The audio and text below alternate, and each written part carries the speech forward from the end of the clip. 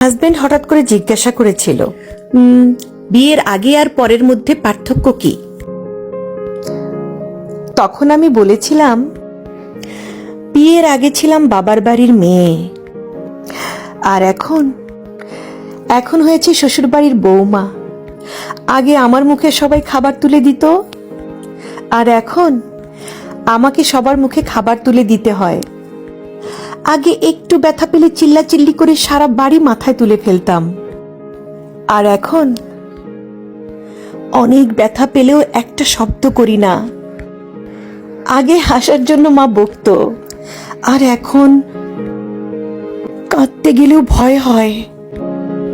আগে একটু মন খারাপ হলেই মা বুঝে ফেলতো, কিন্তু এখন ভেতরটা চুরমার হয়ে গেলেও কেউ টের পায় না। আগে ভাবতাম বাইরের জগৎটা অনেক শান্তির, কিন্তু এখন বুঝি মায়ের আঁচলের নিচেই শান্তিতে